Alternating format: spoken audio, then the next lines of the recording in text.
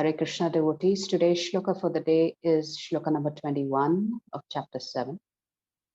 Yo yo yam yam tanum bhaktaha shraddhayarchitumicchati tasya chalam shraddham tameva vidadhamyaham.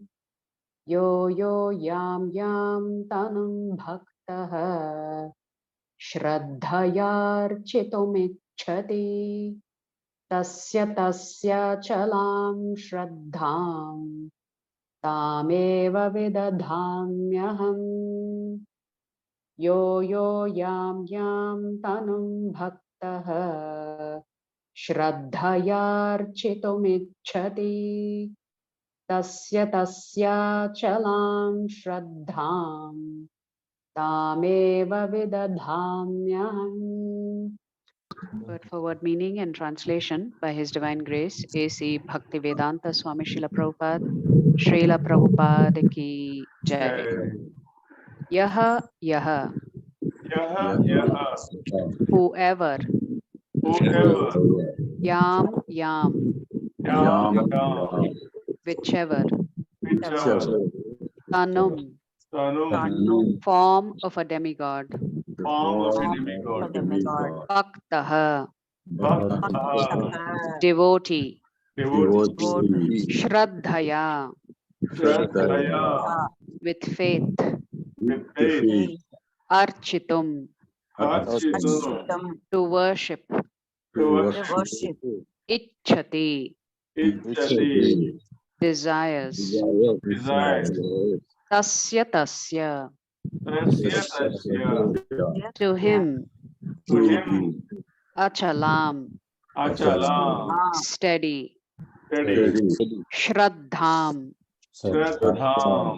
faith, tam, that, eva, surely, vidadhami, give, aham, I. Translation: I am in everyone's heart as the super soul. I am in everyone's heart as a super soul. As soon as one desires to worship some demigod, As soon as one desires to worship some demigod, I make his faith steady, I make his faith steady, so that he can devote himself to that particular deity. so that he can devote himself to that particular deity. So what is the Lord stating here?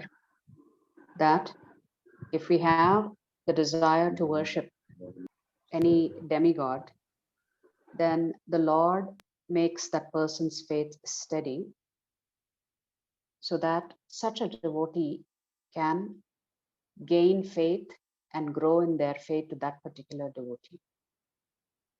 Now, in the shloka, the Lord has not said, I'm in everyone's heart as a super soul. But Srila Prabhupada has added this particular statement. Sometimes Srila Prabhupada suspects that we may not be reading the purport, we may just be reading the translation of the shloka. So to ensure that everybody understands how the Lord is operating here, Srila Prabhupada has integrated the translation with a little bit of purport to illumine the translation better here. It will become obvious in the next few shlokas. So at this point here, what we can understand is the Lord is situated in everyone's heart as a super soul. Therefore, he understands our desires. If our desire is for some material benefits and we are ready to offer some devotional service to the demigods, then the Lord sitting within our heart actually strengthens that faith or gives us that faith to worship that particular demigod.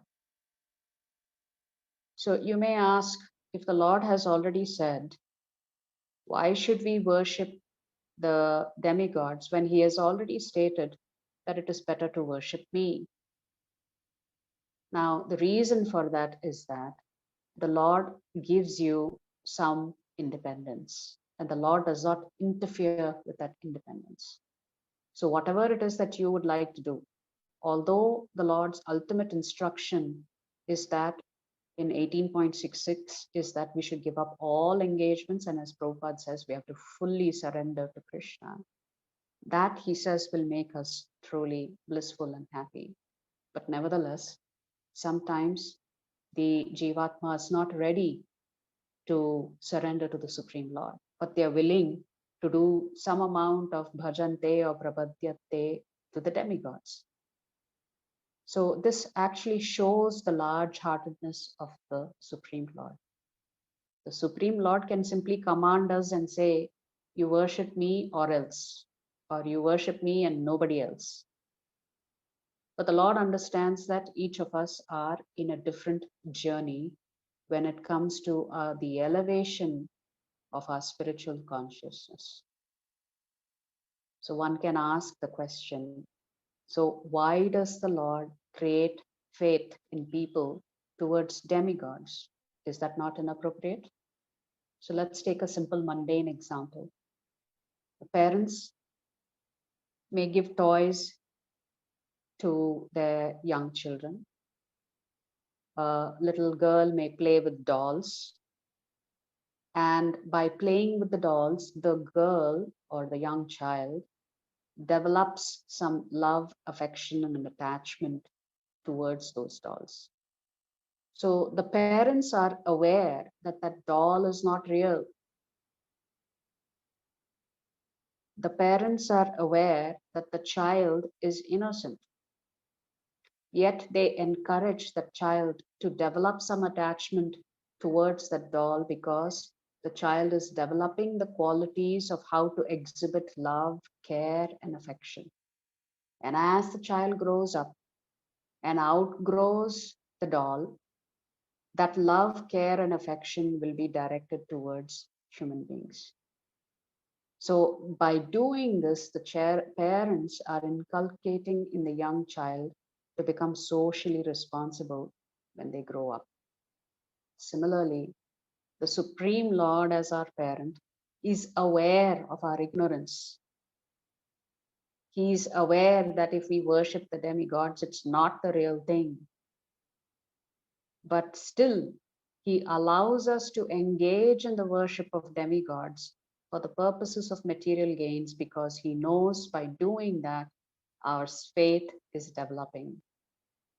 With adequate experience and the evolution of the soul, he knows that sometime in the future, this soul is going to acquire real knowledge and understand that it is actually Krishna who is the summum bonum, or the highest good of everything.